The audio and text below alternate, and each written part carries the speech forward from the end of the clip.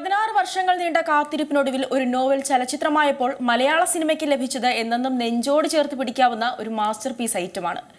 Jordan മരുഭൂമിയിൽ അഹോരാത്രം പണിയെടുത്താണ് ബ്ലസ്സിയും പൃഥ്വിരാജും മറ്റ് അണിയറ പ്രവർത്തകരും നജീബിന്റെ ജീവിതം ഒപ്പിയെടുത്തത്.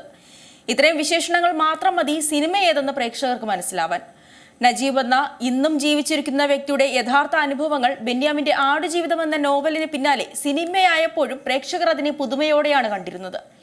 ആടുജീവിതം സിനിമയാകുന്നു എന്ന് കേട്ടപ്പോൾ മുതൽ ഈ നോവൽ വായിച്ച ആളുകളിൽ ആശങ്കകൾ ഉണ്ടായിരുന്നു. അതെങ്ങനെ ചിത്രീകരിക്കും? നോവലിൽ പറയുന്ന അതേ സ്പർശം സിനിമയ്ക്ക് നൽകാനാകുമോ? അത് അഭിനയിച്ച് ഫലിപ്പിക്കാനാകുമോ? അങ്ങനെ നിരവധി സംശയങ്ങൾ. എന്നാൽ ചിത്രം പുറത്തിറങ്ങിയപ്പോൾ പ്രേക്ഷകരുടെ മനസ്സ് നിറഞ്ഞു എന്ന് തന്നെ പറയാം. യഥാർത്ഥ കഥയുടെ സത്ത് ചോരാതെ തന്നെ സിനിമയും പിറന്നു.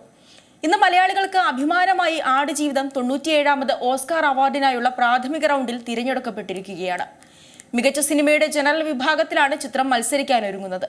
സാധാരണയായി ഫോറിൻ സിനിമ കാറ്റഗറിയിലേക്കാണ് ഇന്ത്യയിൽ നിന്ന് അടക്കമുള്ള ചിത്രങ്ങളെ പരിഗണിക്കാറുള്ളത്. 323 ചിത്രങ്ങളിൽ നിന്ന് 207 ചിത്രങ്ങൾ ജനറൽ കാറ്റഗറിയിലെ പ്രാഥമിക റൗണ്ടിലേക്ക് തിരഞ്ഞെടുക്കപ്പെട്ടിട്ടുണ്ട്. 8-ാം തീയതി മുതൽ ആരംഭിക്കുന്ന വോട്ടിംഗ് 12-ാം തീയതി അവസാനിക്കും. വോട്ടിംഗ് ശതമാനം ഉൾപ്പെടെ കണക്കാക്കിയ ശേഷമാവും ചിത്രങ്ങൾ 2-ാം റൗണ്ടിലേക്ക് തിരഞ്ഞെടുക്കുക. നേരത്തെ ടൊവിനോ തോമസ് നായകനായ ജൂഡ് ആന്റണി ജോസഫ് ചിത്രം 2018 സമാനമായ രീതിയിൽ പ്രാഥമിക റൗണ്ടിലേക്ക് പ്രവേശിച്ചിരുന്നെങ്കിലും പിന്നീട് പുറന്തള്ളപ്പെട്ടു. 2008 തയ്യാറെടുപ്പുകൾ ആരംഭിച്ച ആടുജീവിതത്തിന്റെ ചിത്രീകരണം 2018 നടക്കുന്നത്. ചിത്രീകരണം പൂർത്തിയാകുന്നത് 2023. പിന്നാലെ 2024 മാർച്ചിൽ ചിത്രം പുറത്തിറങ്ങി. ഇത്രയും നാളത്തെ കാത്തിരിപ്പിന് വിരാമമിട്ട് ആവേശത്തോടെയാണ് ജനം തിയേറ്ററുകളിലേക്ക് നജീബിനെ കാണാനായി തള്ളിക്കയറിയത്. ആദ്യ ദിനം തന്നെ മികച്ച പ്രതികരണം നേടിയതോടെ ചിത്രം ഹൗസ്ഫുള്ളായി ഓടാനും തുടങ്ങി. നജീബായി പ്രേക്ഷകരുടെ കൺമുന്നിൽ ജീവിച്ച പൃഥ്വിരാജിന്റെ കരിയറിലെ ഏറ്റവും മികച്ച കഥാപാത്രമാണിതെന്ന പ്രശംസകളും വന്നു. അങ്ങനെ നിരൂപക പ്രശംസയും പ്രേക്ഷക പ്രശംസയും കൈവരിച്ച ചിത്രം ആഗോളതലത്തിൽ മികച്ച കളക്ഷനാണ് നേടിയത്. 82 കോടി ബജറ്റിൽ പുറത്തിറങ്ങിയ ചിത്രം ആഗോളതലത്തിൽ 155.95 കോടി രൂപയാണ് നേടിയത്. അവാർഡുകളുടെ കാര്യത്തിലും ചിത്രം മുന്നിൽ തന്നെ നിന്നു. മികച്ച നടനടക്കം 7 സംസ്ഥാന അവാർഡുകളാണ് ആടുജീവിതം നേടിയത്. ചിത്രത്തിലെ നജീബായുള്ള പ്രകടനം പൃഥ്വിരാജിന് മികച്ച നടനുള്ള സംസ്ഥാന പുരസ്കാരം നേടിക്കൊടുത്തിരുന്നു.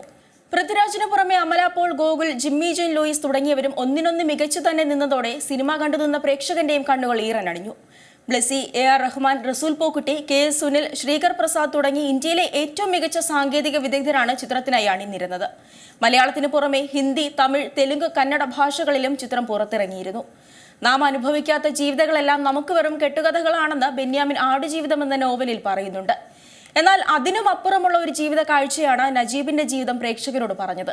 അതിജീവനത്തിനായി അവസാന നിമിഷം വരെ പോരാടിയ നജീബ് വെറുമൊരു കെട്ടുകഥയല്ലെന്നുള്ള ബോധ്യം പ്രേക്ഷകരിലേക്ക് എത്തുമ്പോഴാണ് വേദനയുടെ ആഴം കൂടുന്നത്. പേരിന് അന്വർത്ഥമാക്കുന്ന കഥയാണ് ആടുജീവിതം. പൊടിക്കാറ്റും ചൂടും ഉയർന്നു നിൽക്കുന്ന മരുഭൂമിയിൽ ആടുകളെ മേയിച്ച് വർഷങ്ങളോളം മറ്റൊരു ജീവജാലത്തോടും ഇടപഴകാനാകാതെ തീർത്തും ഒറ്റപ്പെട്ട ആടുജീവിതം.